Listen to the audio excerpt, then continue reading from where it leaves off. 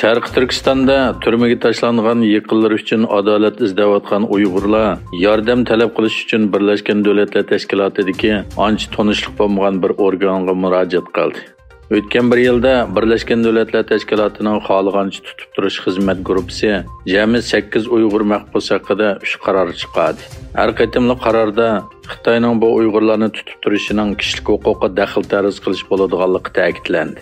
3-oyda Birlashgan Davlatlar Tashkiloti Kishilik huquqi oliy komissari tomonidan tayinlangan 5 kishilik xizmat guruhi Uyg'ur tarixchisi Akbar Asad, doktor Gulshan Abbos va jurnalist Qurbon Mahmudni darhol qo'yib berishni talab qildi. Dünya Uyghur Qurultayının raisi Dolqun Aysa 1944-yılı 5-ayning 18-günü Qrim Tatarlarının sürgün qılınğanlığı ve irqi qırğınçılıqning 79 yıllığı münasibeti bilan Qrim Axborot Agentligiga alayda bayonot e'lon qildi ve musafirlik yo'lida şehit bo'lgan Qrim Tatarlarini xotirladi. Dolqun Aysa bayonotida mundaq dedi: 70 yildan keyin o'xshash tarix bugun Sharq Turkistonda takrorlandi. Xitoy hukumati Stalin va Gitler hokimiyati qo'llangan usullar bilan Sharq Turkiston xalqiga irqiy qirg'inchilik qilmoqda. Men musofirlikda hayotidan ayrilgan Qrim Tatar xalqiga Allohning rahmatini tilayman. Bizning umidimiz bu irqiy qirg'inchilik oxirlashida Sharq Turkiston xalqi va Qrim xalqi o'zlarining bayrog'i ostida mustaqilligini qo'g'daydi. Xitoy O'rta Osiyo boshliqlari yig'ini Xitoyning Shanxi o'lkasi Xi'an shahrida boshlandi.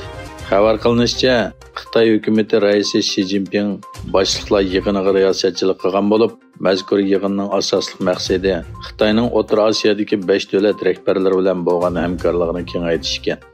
Egilishicha, Qozog'iston prezidenti Qosim To'qayev, Qirg'iziston prezidenti Sadir Japarov, Tojikiston prezidenti Imom Ali Rahmon, Turkmeniston prezidenti Sardar Berdi Muhammadov va O'zbekiston prezidenti Shavkat Mirziyoyev 17-may orqa-orqadan Xi'anga yetib borgan.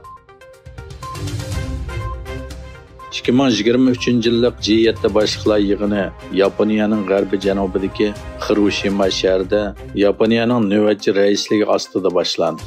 Yaponiya bosh ministri Kishida Fumio sohibxonlik qilgan boshliqlar yig'iniga Amerika, Fransiya, Angliya, Germaniya, Kanada va Italiya rahbarlari qatnashdi.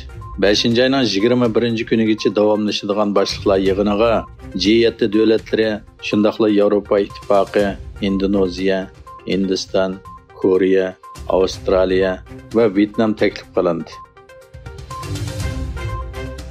Xitoy hukumatining Ukrainaga avatgan favqulodda elchisi Li Hui Kiyevga qilgan ziyorat jarayonida Ukraina prezidenti Volodymyr Zelenskiy va Ukraina tashqi ishlar ministri Dmitry Kuleba bilan ayrim suhbatda bo'lgan hamda Xitoy hukumatining Rossiya-Ukraina urushini oyoqlashtirishiga kuch chiqarishni xohlaydiganligini bildirgan.